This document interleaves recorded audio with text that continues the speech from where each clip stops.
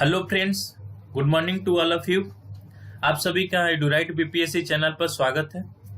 Friends, आज मैं history के सेक्शन डिस्कस करने जा रहा हूं और उस सब टॉपिक में पॉलिटिकल ऑर्गेनाइजेशन डिस्कस करने जा रहा हूं जो इंडियन नेशनल कांग्रेस के स्थापना से पहले एस्टेब्लिश किए जाते हैं, इनिशिएट किए जाते हैं।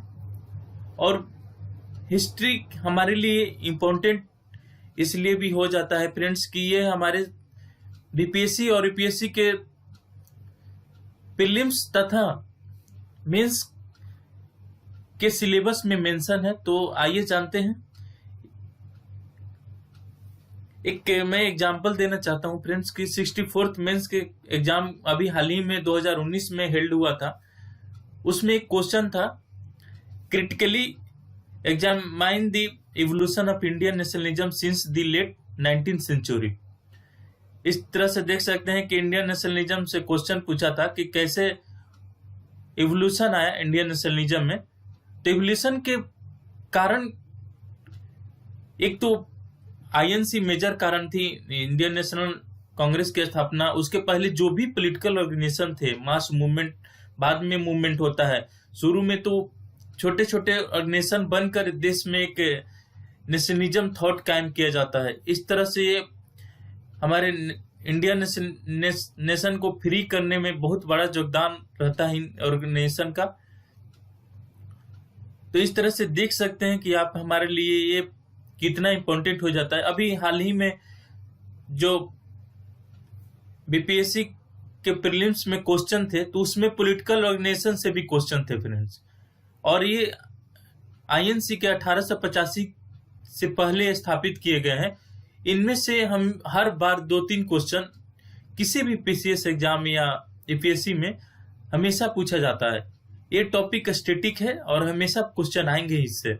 आप कितनी भी तैयारी कर लो, कहीं से भी पढ़ो करंट का, लेकिन जो स्टैटिक है उससे क्वेश्चन हर बार आपको आनी ही है। तो क्यों ना उससे पहले अच्छा से तैयारी कर लिया जाए। और दूसरा कारण ये है फ्रेंड्स कि ये हमारे लिए इजी मार्क्स देते हैं, क्योंकि इसको आप रिवीजन करेंगे, याद कर लेंगे तो ये हमेशा आपके दिमाग में बैठ जाता है।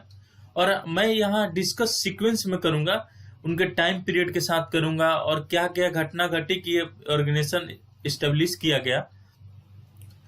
और दूसरा एग्जांपल है फ्रेंड्स 64th मेंस क्वेश्चन का, Champaran Satyagraha is a watershed in the freedom struggle, illustrated.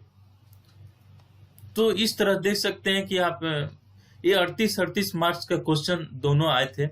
तो इस तरह से 64th मेंस में आपके 2 क्वेश्चन 76 मार्क्स आसानी से दे देते हैं और आपको कुछ ज्यादा मेहनत भी नहीं करनी पड़ेगी। अगर आप सीक्वेंस से हर चीज को याद रखेंगे, उसको टाइम पीरियड को आप नोट्स बनाकर लिखेंगे कि इस और पूरे जो आजादी तक 1947 तक जितने भी घटना घटित हैं, आप एक सीरीज में टाइम पीरियड में आप नोट्स बनाकर उसे रिवाइज करते हैं, रिवीजन करते हैं, तो आपके लिए बहुत ही इम्पोर्टेंट होगा और ये आपका टाइम भी कम लगेगा इसको याद करने में और रिवीजन करने में।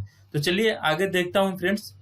इस तरह से आप एक नोट्स भी बना सकते हैं, जैसे जो भी इंडियन नेशनल मूवमेंट का है उसको सब टॉपिक में, जैसे सोशल मूवमेंट में, रिवोल्यूशनरी मूवमेंट जितने हुए हैं, पॉलिटिकल मूवमेंट जितने हुए हैं, जो कांग्रेस के स्थापना से पहले, उसके बाद में जितने पॉलिटिकल मूवमेंट हुए हैं उसके बारे में, फिर गांधीयन एरा में क्या होता है, लेफ्टिस्ट मूवमेंट में कौन कौन होते हैं, सोशलिस्ट मूवमेंट में कौन कौन पार्टी की स्थापना होती है। इस तरह से आप एक जगह नोट्स बनाकर आप कहीं भी सॉफ्ट पेपर या हार्ड पेपर, कहीं भी हार्ड कॉपी भी, सॉफ्ट कॉपी में, कहीं भी आप नोट्स बनाकर आप रख लें, उसी को रिवीजन करें। आपके क्वेश्चन इससे हर बार रहेंगे। क्यों हर बार आप इधर उधर ढूंढेंगे? आप एक जगह जितने भी आप हिस्ट्री के नोट्स बनाते हैं, एक जगह आप उसको कंसोलिडेट कर लीजिए, उसको एक जगह रख लीजिए, आपके रिवीजन में काम आएंगे, समय भी बचाएगा, मेंस के आंसर राइटिंग में भी काम देगा। आपके प्रीलिम्स के जो भी क्वेश्चन करते हैं, क्विज करते हैं, उसमें काम देगा। आपको फिर कहीं नोट्स बनाने की जरूरत नहीं पड़ी। फिर कोई नया पॉइंट अगर आता है तो उसको आप उसी में ऐड कर सकते हैं, आप स्पेस छोड़ सकते हैं। तो इस तरह से मैंने एक दिया है कि टॉपिक कवर किया है जो जो, तो आप इस तरह से आप उसके टाइम लाइन में लेंगे। मैं इसके बारे में पूरा डिस्कस करूंगा। जो 12 ऑर्गेनाइजेशन है, आप और भी इंक्लूड कर सकते हैं अगर छूटा होगा तो। आप उसमें अलग से टाइम पीरियड के साथ नोट्स बनाकर रख लीजिए। जैसे कि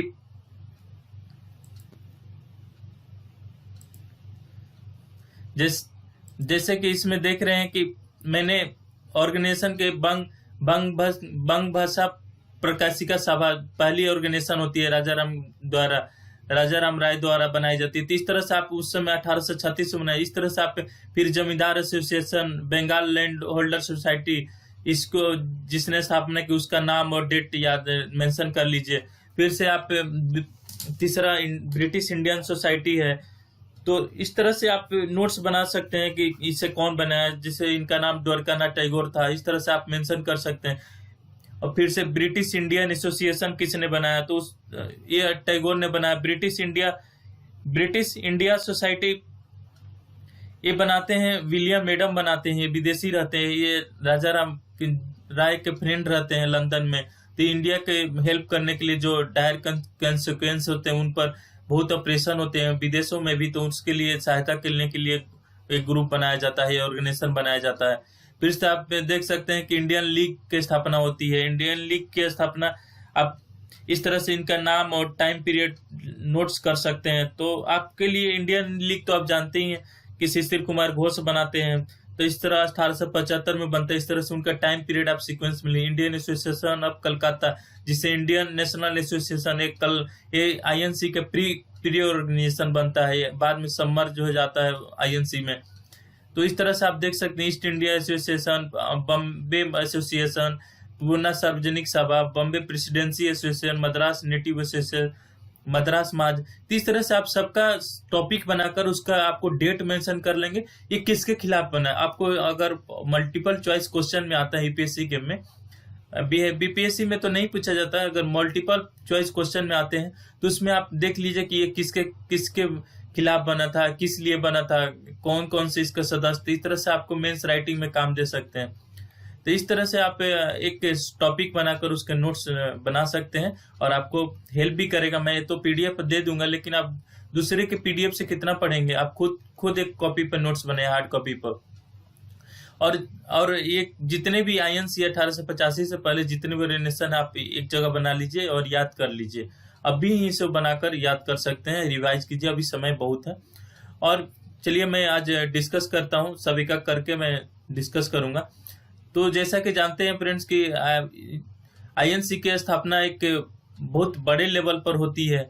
72 डेलीगेट्स पूरे इंडिया से जाते हैं मुंबई में। पहले पूना में होना रहता है, लेकिन वहाँ आउटब्रेक होता है, डिजीज आउटब्रेक होता है। तो इस तरह से ये मुंबई में शिफ्ट कर दिया जाता है। और ये बहुत बड़ा बिगेस्ट और वेल ऑर्गेनाइज एसोसिएशन था, पॉलिटिकल एसोसिएशन इंडिया के था।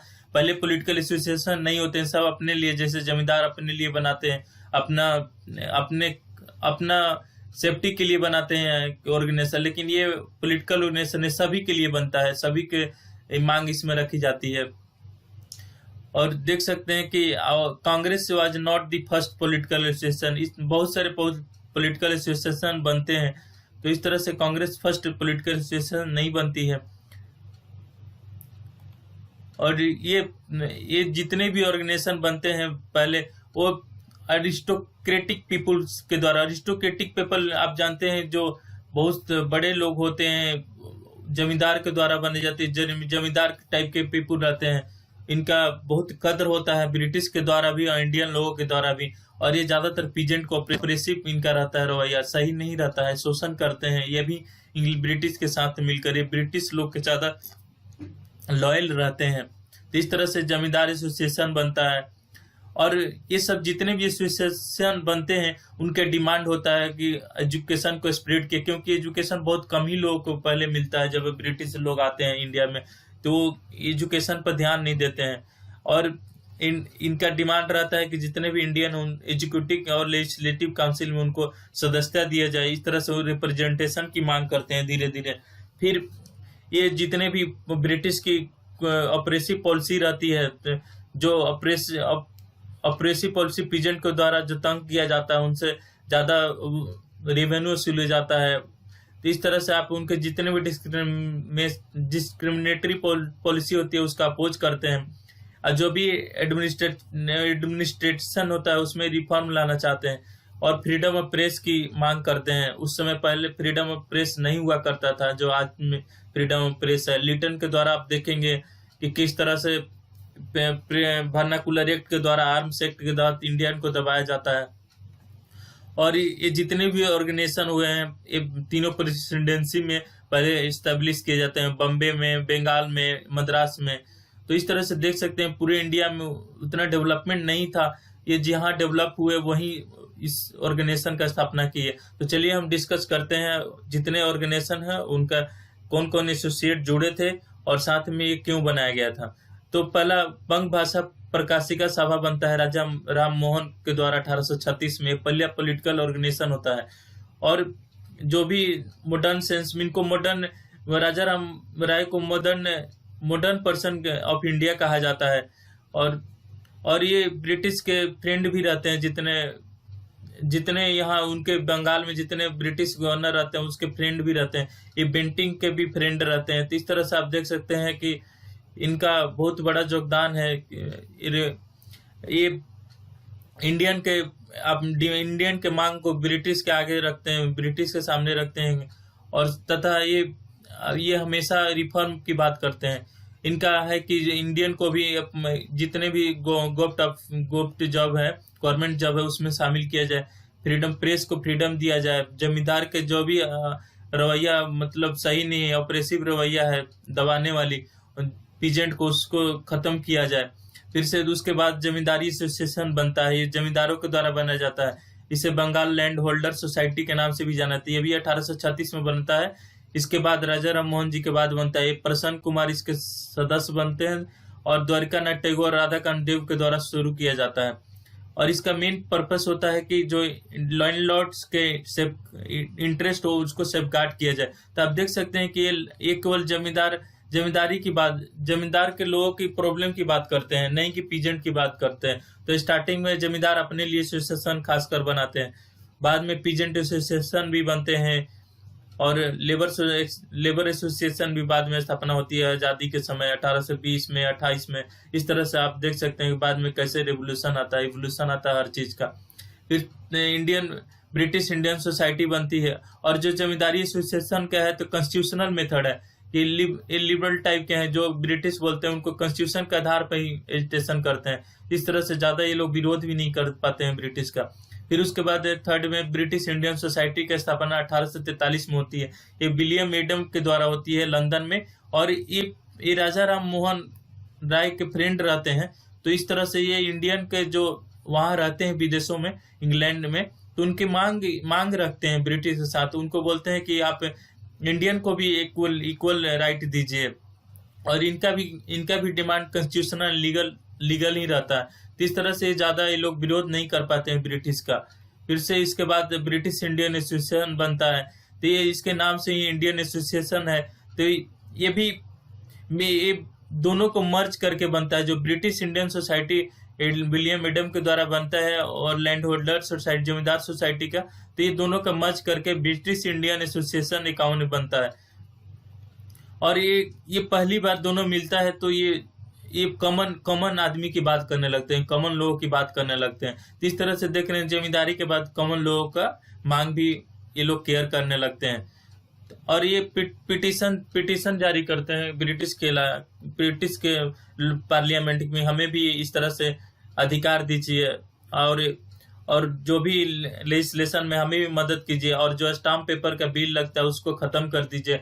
साल्ट आबकारी ड्यूटी में साल्ट टैक्स जो लगता है उसको भी कम कीजिए, जो ब्रिटिश अफसर के खर्चा है उसको भी कम कीजिए, और हायर पोस्ट पर जितने भी हैं इंडियन को भी बहाल किया जाए। तो इस तरह से ये पिटीशन मांग करते हैं। उसके बाद चार्टर्ड एक्ट आता है इनका एक सेशन 51 में बनता है, और 1853 में एक चार्टर्ड एक्ट लागू होता है। उसके तहत गवर्नर जनरल के काउंसिल में 6 न्यू मेंबर को एडिट किया जाता है। तो इस तरह से इनका डिमांड पूरी होती है स्टार्टिंग में, और एक कॉन्स्टिट्यूशनल वे में डिमांड करते हैं। और ये ऑर्गेनाइजेशन पूरे इंडिया में पेनिट्रेट नहीं कर सकता है, पूरे कंट्री। एक तो देख रहे हैं कि विदेशी और जमींदारों का है, तो हर तरह के लोगों के डिमांड, लेबर का, बिजनेसमैन का, और जो जो इंडस्ट्रीज लोग हैं, जो इंडियन इंडस्ट्री लोग हैं, उनके एग्रीकल्चरल ग्रुप है, उनका कोई एग्रीगन एग्रीगन का कोई अधिकार नहीं मांगा जाता है। फिर 1857 में ऑर्गेनाइजेशन ब्रिटिश को सपोर्ट करता है, जो रिबेल होता है। तो इस तरह से देख सकते हैं कि ब्रिटिश का ही ज्यादा सपोर्ट करते हैं और इंडियन को ज्यादा, इंडियन जितने भी पीपुल हैं या जो जो पुलिस या और ब्रिटिश के कामों में मदद करते हैं, उनका कोई ख्याल नहीं रखा जाता है। जो 1857 क्रांति आती है तो ये लोग ब्रिटिश की तरफ हो जाते हैं, जबकि इनको इंडियन की तरफ होना चाहिए, क्योंकि जमींदार को हमेशा फायदा होता है ब्रिटिश से, इसलिए ब्रिटिश का ही सपोर्ट करते हैं। फिर 1875 में इंडियन लीग बनता है शिशिर कुमार घोष के द्वारा। अभी हाल ही में शायद बीपीएससी में, मुझे याद नहीं आ रहा, शायद पूछा भी गया था। और ये कलकत्ता में बनता है और इसका इसका ये एक महत्वपूर्ण काम हो जाता है कि ये नेशनलिज्म के थॉट को कॉमन पीपुल के तरफ डेवलप कराता है, मतलब फैलाता है, स्प्रेड होता है नेशनलिज्म। पहले लोग को नेशनलिज्म थॉट नहीं होते, लोग अपने भूखे से मर जाते थे, उनके रोग डिजीज हो जाती थी, डायरिया हो जाता था, कॉलेरा हो जाता था, इस तरह की बीमारी बहुत ज्यादा इंडिया में थी। तो उनके उनके थॉट में बाद में चेंजिंग किए, सभी देश के लोगों के थॉट में चेंजिंग करते हैं और नेशनलिज्म एक थॉट लाते हैं कॉमन पीपुल में। तो इंडियन लीग स्टार्ट करता है कॉमन पीपुल थॉट का। फिर से इंडियन एसोसिएशन ऑफ कलकत्ता, जिसे इंडियन नेशनल एसोसिएशन भी बोलते हैं, ये बंगाली के जितने यंग लोग हैं उनके द्वारा बनाया जाता है, जिनमें से आनंद मोहन बोस, सुरेंद्र नाथ बनर्जी, और 1876 में बनता है ऑर्गेनाइजेशन। और इसका डिमांड, ये एसोसिएशन का प्रो लैंडलॉर्ड पॉलिसी, इसका भी डिमांड प्रो लैंडलॉर्ड पॉलिसी है। जो भी लैंडलॉर्ड रहते हैं उनके साथ ही ये लोग रहते हैं और कंजर्वेटिव थॉट रहता है। और ये जो ऑर्गेनाइजेशन है कि जो भी यंग लोग डिसकंटेंट हो जाते हैं उनको साथ लेकर इंडिया के पार्टिसिपेशन करना है ऑर्गेनाइजेशन का रिवोल्यूशन में। तो इस तरह से आप देख सकते हैं कि ये भी एक थॉट डेवलप होता है। बंगाल में पहली बार ऑर्गेनाइजेशन बनती है और ये नेशनलिज्म का नेचर तो रहता है, लेकिन प्रो लैंडलॉर्ड पॉलिसी रहता है।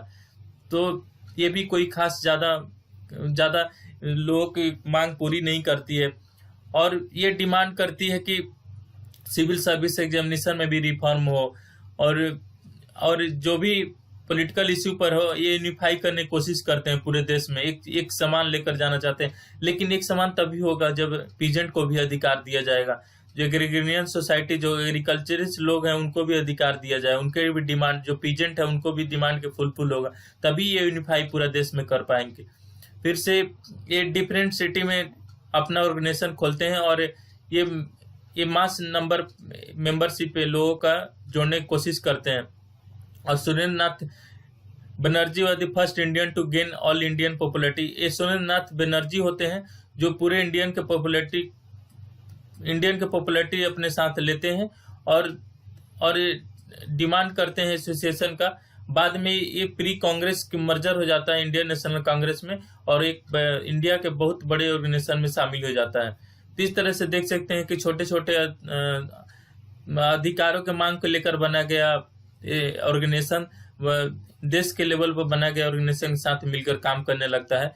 और उस तरह से आप एक नेशनलिज्म का थॉट पूरे इंडिया में धीरे धीरे कैसे एवोल्यूशन होता है वो भी देखेंगे। फिर से ईस्ट इंडिया एसोसिएशन दादा भाई नौरोजी बनाते हैं, जो लंदन में बनाते हैं 1867 में। इनका गोल था कि यूके के जो भी लोग हैं वो इंडियन पीपुल का ख्याल रखें, उनका केयर करें, उनके साथ जो भी अप्रेसिव रवैया है उसको दूर करने की कोशिश करें। और ये association predecessor Indian national Congress के प्रीडेसर पर बोला जाता है। और जो 1866 में एथोलॉजिकल सोसाइटी ऑफ लंदन बनता है, वो इंडियन को, एशियन के पीपुल को यूरोपियन के पीपुल से कम इन्फीरियर के रूप में देखते थे। तो इस तरह से ये काम करते हैं कि नहीं, ऐसा नहीं करो, जो एशियन सोसाइटी है वो भी यूरोपियन के बराबर ही है। तो इस तरह से आप देख सकते हैं कि ये जो रेसिस्ट रवैया था ब्रिटिश का, उसको दूर करने को, उसको कम करने की कोशिश करते हैं। और ये अपना एसोसिएशन इंडिया में बॉम्बे, मद्रास और कलकत्ता में 1869 में शुरू करते हैं। फिर इसके बाद स्थापना होती है बॉम्बे एसोसिएशन का, जिसे बॉम्बे नेटिव एसोसिएशन बोला जाता है। और ये ज्यादातर बिजनेसमैन क्लास के द्वारा बनाया जाता है। इस तरह से देख सकते हैं कि पहले लैंड होल्डर्स का अपना ग्रुप होता था, उसके बाद एक जो इंडस्ट्रीज होते थे उनके द्वारा एक ग्रुप बनाता है। ये 1852 में जगन्नाथ शंकर सेठ है के द्वारा स्टार्ट किया जाता है, और इसमें बहुत सारे लोग जुड़े, जब से जमशेदजी जजी भाई जुड़ते हैं, जिसके नाम से टाटा, जमशेदजी टाटा जी उनके नाम से जमशेदपुर में अपना इंडस्ट्री इस्टेब्लिश करते हैं। फिर से जगन्नाथ शंकर सेठ जुड़ते हैं, नौरोजी फरसुंगी जुड़ते हैं, भाऊ दादी लाड जुड़ते हैं, दादा भाई नौरोजी जुड़ते हैं, विनायक शंकर सेठ। इस तरह से देख सकते हैं कि बिजनेस क्लास इसमें मेंबर रहते हैं। और ये पहला बॉम्बे प्रोविंस का पहला पॉलिटिकल ऑर्गेनाइजेशन होता है, पॉलिटिकल पार्टी ऑर्गेनाइजेशन होता है। और ये पब्लिक ग्रीवेंस की भी बात करते हैं। इस तरह से लोगों का भी ये बात रखने लगते हैं, जो इंडस्ट्री लोग हैं इनकी डिमांड जल्दी अंग्रेज मानते हैं, क्योंकि इनका बहुत सारी इकोनॉमी में योगदान रहता है। और ये लीगल एजिटेशन की बात करते हैं कि कोई मतलब लीगल तरीके से, कॉन्स्टिट्यूशन तरीके से मांग रखे कोई भी। तो इस तरह से आप देख सकते हैं ये भी एक तरह से इंग्लैंड के साथ ही अपनी इंडिया में चेंजिंग लाना चाहते हैं। पुणे सार्वजनिक सभा 1870 में महादेव गोविंद रानाडे के द्वारा बनता है पुणे में। और ये गवर्नमेंट और कॉमन पीपुल के लिंक मीडिएटर के काम करते हैं, लिंक के काम करते हैं कि इंग्लिश ब्रिटिश गवर्नमेंट और इंडियन कॉमन पीपुल के बात करते हैं, दोनों को एक मीडिएशन करने का काम करते हैं। और जो भी पीजेंट का लीगल राइट है, एक तरह से देख सकते हैं पुनः सार्वजनिक सभा सभी लोगों के सुविधा की बात करते हैं, पीजेंट का ख्याल रखते हैं। और इसमें फ्रीडम स्ट्रगल में जितने प्रोमिनेंट लीडर्स हैं उनमें से लोकमान्य तिलक इसके मेंबर थे। तो इस तरह से देख सकते हैं लोकमान्य तिलक जो पहले मेंबर थे सार्वजनिक सभा के। बॉम्बे प्रेसिडेंसी एसोसिएशन जब वाइसराय उस समय रिपन थे, उसके समय ये ऑर्गेनाइजेशन फॉर्मेशन होता है। और इसके सदस्य होते हैं फिरोज शाह मेहता, बरदुद्दीन तैयब जी, केटी तेलांग। ये सब देख सकते हैं कि तीनों मेंबर कांग्रेस के अध्यक्ष बनते हैं। बदरुद्दीन तैयब जी फर्स्ट मुस्लिम प्रेसिडेंट बनते हैं कांग्रेस की। इस तरह से बाद में ये इंडियन नेशनल कांग्रेस के मेंबर बनते हैं। पहले ये अपना फॉर्मेशन करते हैं बॉम्बे प्रेसिडेंसी एसोसिएशन के। और इनका डिमांड रहता है कि जो भी इल्बर्ट बिल है, जो इंडियन जज यूरोपियन को सजा नहीं दे सकते, उनके मैटर को नहीं देख सकते। यूरोपियन की बहुत आज़ादी थी, कोई भी क्राइम करते थे तो उनको लॉ में प्रेफरेंस दिया जाता था। इस तरह से अपोज करते हैं कि ऐसा नहीं है कि इंडियन जज ऑल्सो ट्राई टू यूरोपियन को आज इंडियन जजेज भी सजा दे सकते हैं। इस तरह से अपोज करते हैं इल्बर्ट बिल का है। और इल्बर्ट कौन थे कि जो वाइसराय थे उसके काउंसिल के मेंबर थे, लॉ मेंबर थे। जो रिपन वाइसराय थे उसके काउंसिल के लॉ मेंबर थे इल्बर्ट। और फिर ये लिटन का जो वर्नाकुलर प्रेस एक्ट आता है, आर्म्स एक्ट आता है, उसका भी विरोध करते हैं, अपोज करते हैं। इस तरह से देख सकते हैं गवर्नमेंट का अपोजिशन होने लगता है इंडियन के द्वारा। पहले ये सब साथ में इंग्लैंड के होते थे, रहकर अपोज करते हैं, लेकिन अब खुलेआम होने लगता है। और जो भी रिएक्शनरी पॉलिसी इनका रहती है वो ब्रिटिश के खिलाफ रहती है कि कोई भी पॉलिसी जो ब्रिटेन का, उसका रिएक्शन में विरोध करते हैं। तो इस तरह से देख सकते हैं कि आप ब्रिटेन का धीरे धीरे विरोध इंडिया में स्टार्ट होने लगता है खुलेआम मंच पर। फिर उसके बाद मद्रास नेटिव एसोसिएशन बनता है। ये गजलू लक्ष्मी नारायण रासू सेट्टी के द्वारा 1849 में बनता है। और ये मद्रास का पहला फर्स्ट ऑर्गेनाइजेशन बनता है। तो इस तरह देख सकते हैं मद्रास, बम्बे और बंगाल प्रेसिडेंसी में कैसे ऑर्गेनाइजेशन का इवोल्यूशन होता है, क्योंकि ये ज्यादातर डेवलप्ड सिटी शहर हुआ करते थे, ब्रिटिश का यहाँ आधिपत्य था। तो इस तरह से इनको ज्यादा ऑर्गेनाइजेशन फंड करने में इजी पड़ता था। बाकी छोटे जगहों पर उतने ज्यादा किसी के थॉट नहीं डेवलप हो पाया था। और ये ज्यादातर शिक्षित और धनी वर्ग से भी आते थे। और ये फिर से मद्रास महाजन सभा 1884 में मद्रास में बनता है। और ये बी सुब्रमण्यन अय्यर, पी आनंदा चार्लो और एम बिरागाचारी के द्वारा बनाया जाता है। और ये भी मॉडरेट तरीका से एक गवर्नमेंट का लिबरल मॉडरेट तरीका से इनका गवर्नमेंट का पॉलिसी का विरोध करते हैं। तो इस तरह से देख सकते हैं कि कोई भी इधर जो 1885 से पहले जो भी ऑर्गेनाइजेशन बनती है, इंग्लैंड का पूरे खुलेआम तौर पर विरोध नहीं करती है। एक या तो मॉडरेट के तौर पर काम करती है, कोई एक्सट्रीमिस्ट अब रिवोल्यूशन नहीं होता है और कोई रिएक्शनल पॉलिसीज इनका नहीं होता। ये एक कॉन्स्टिट्यूशनल डिमांड करते हैं, केवल इंडियन को पार्टिसिपेशन करने की मांग करते हैं। जो जमींदारों को तंग किया जाता है, ज्यादातर जमींदारों की मांग रखी जाती है, पीजेंट का ज्यादा ख्याल नहीं रखा जाता। तो चलिए फ्रेंड्स, 2 क्वेश्चन देख लेते हैं। पहले question, which of the following statement are true? Pre Congress organization demanded complete independence. तो आप देख सकते हैं क्वेश्चन है, pre Congress organization demanded complete independence. ऐसा नहीं हो सकता है कि अभी आईएनसी का स्थापना छोटे छोटे लेवल पर ये ग्रुप बनाए थे, कंप्लीट इंडिपेंडेंस कैसा हो सकता है? तो ये ऐसे ही क्वेश्चन गलत हो जाता है। इस तरह से आप क्वेश्चन कर सकते हैं। They followed constitutional means of station submitting petition. Yes, they follow constitution. Yes, this is the true. क्योंकि उनका कोई भी डिमांड होती पिटीशन की तरह मॉडरेट की तहत होती थी, तो ये अभी स्टार्ट करते थे। ये कॉन्स्टिट्यूशनल कोई ज्यादा विरोध नहीं करते थे, जैसे चंपारण हुआ, खेड़ा हुआ, या भारत छोड़ो आंदोलन हुआ, 1930 दांडी मार्च यात्रा हुआ, या 19 रॉलेट एक्ट के खिलाफ आंदोलन हुआ, नॉन कोऑपरेशन मूवमेंट हुआ। जिस तरह से ये पूरे वाइड स्प्रेड इंडिया में फैला गांधी जी के आने के बाद, चाहे आईएनसी की स्थापना के बाद, इस तरह से पहले जो प्री ऑर्गेनाइजेशन थे उतने ये ज्यादा एजिटेशन ब्रिटिश के खिलाफ नहीं कर पाते थे, वो ज्यादातर विरोध नहीं कर पाते थे। और कारण भी था कि ये लोग पूरा मास मूवमेंट नहीं था, छोटे छोटे ग्रुप का ऑर्गेनाइजेशन था, और ज्यादातर शिक्षित लोग ही थे। और शिक्षा इंडिया में कितना थी ब्रिटिश के समय, आप सोच सकते हैं। जब अभी 73-74% पूरा इंडिया में, तो उस समय आप कितने एजुकेशन का सिस्टम हुआ करता था, आप अंदाजा लगा सकते हैं। फिर से दूसरा question, which of the following statement are true? British Indian association was a popular all India association. ऐसा नहीं था, ये स्टार्टिंग का एसोसिएशन था, लेकिन पॉपुलर तो था इंडिया का, ब्रिटिश इंडियन एसोसिएशन का बाद में, क्योंकि इंडिया में भी फॉर्मेशन होता है। तो इस तरह से आप देख सकते हैं कि इस क्वेश्चन कर सकते हैं।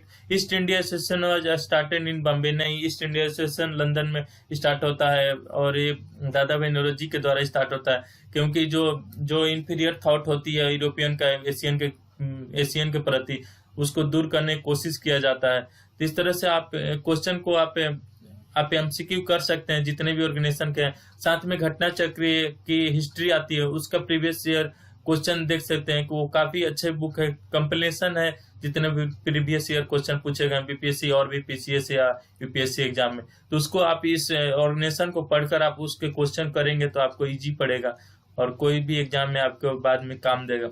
तो आज के लिए बस इतना ही फ्रेंड्स, थैंक यू। और जो भी मैं थोड़ा मिस्टेक किया हूँ तो उसके लिए भी सॉरी, क्योंकि मेरा स्टार्टिंग है।